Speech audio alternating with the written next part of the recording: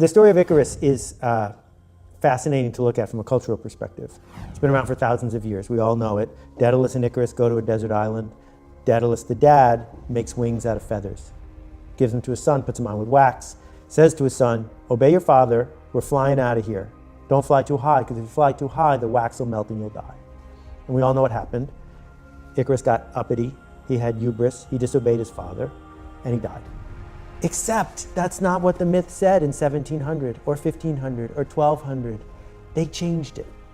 It used to say, but more important, don't fly too low. Because if you fly too low, the water and the mist will weigh down your wings and you will surely perish. They took that part out. Why do you think they took that out? They took it out because the people in power, the industrialists, want us to fly lower. Because it's easier to ignore us, it's easier to keep us in line, it's easier to get a factory job that way. And I'm not a conspiracy theorist at all, but I do know where public school came from. And public school was invented by factory owners who didn't have enough compliant factory workers. And it worked great. For 100 years, we had this wonderful system. Do what you're told, go to the placement office, you'll get a job for 50 years. You'll like the job, but you'll be able to go home and watch TV, buy enough stuff, you'll need a storage unit, and then you'll die. And the problem is that people are still seduced into thinking that what they're supposed to do is fit in more. And social media has made it worse because there's this whole pack mentality of how do I fit in more with small bursts of here's one quick tip for a flat stomach and 3 different ways to get rich and you can learn to flip houses today and be a millionaire tomorrow.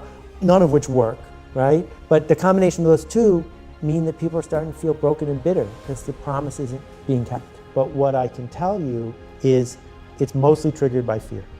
Our fear of death, our fear of being alone, our fear of failure. So we invent all these narratives to protect ourselves from the thing that's going to happen to us one day anyway. You know, there's a really good reason to be afraid. And if you look at a lizard or a wolf or a fox, they spend most of their time afraid. That's why they're alive. That what makes a wild animal is that they're good at having grandchildren, staying alive in the wild. Well, we evolved from that, and it worked when we were cavemen or in the jungle, because if you hear a twig snap and you don't run away, that's it, it's over.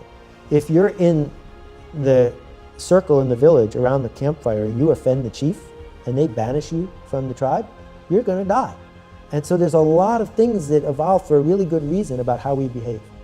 And now they're all wrong.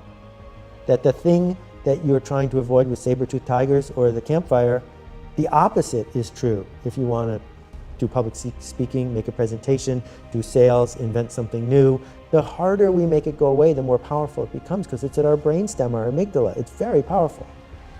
So the alternative is to say, oh, welcome back. Thanks for letting me know I'm onto something.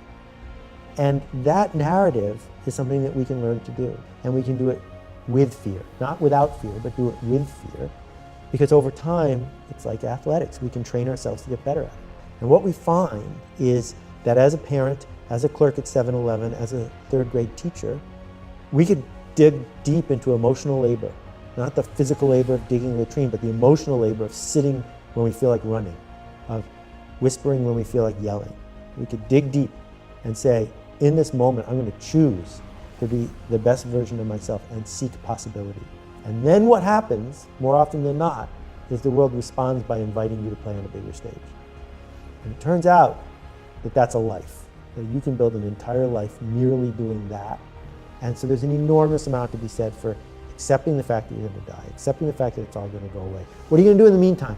People who have the hubris to dream of something bigger change the status quo.